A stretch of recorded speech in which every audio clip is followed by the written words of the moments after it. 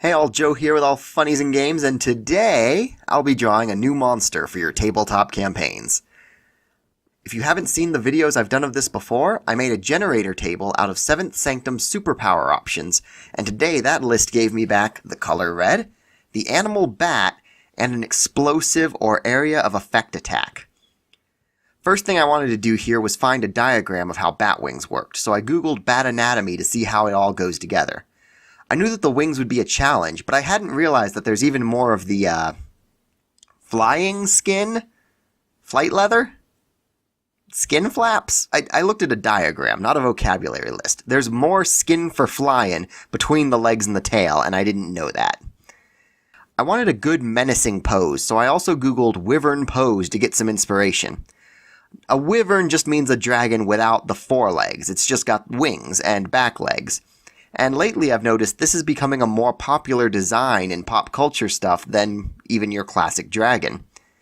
I started out by searching for Drake pose, but it was all just images of Drake, the musician. Pro tip, kids, think before you Google. For the area of effect attack, I thought it went well for a bat to have like a caustic spit attack. It fits the gaping maw really well. I did the spit in bright red to fit with the overall red palette of the piece, and I only realized after I did it that it made it look like blood, which I thought was a nice surprise. It really works well for the iconography of the bat and that vampiric association we have in Western culture. I imagine this spit being like a potent acid, hissing, smoking, and popping as it burns through any surface it lands on. Despite the fact that it's not actual blood, it looks enough like blood that I imagine the common folks would call this a blood spitter bat. Or if they associate coughing up blood with disease, they might call it something like POX bat. It's probably about 3 feet snout to tail with a 6-foot wingspan, and at that size this thing really isn't a distance flyer, but it can glide well enough to survive a bad fall. Fights with this thing I think ought to be pretty quick.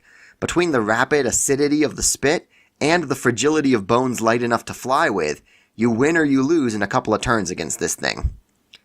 So there it is.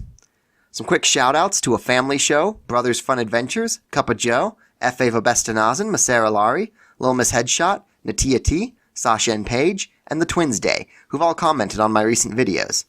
Let me know anything you'd like to see me draw, share the video with anyone else who'll enjoy it, and I'll see you in the next one.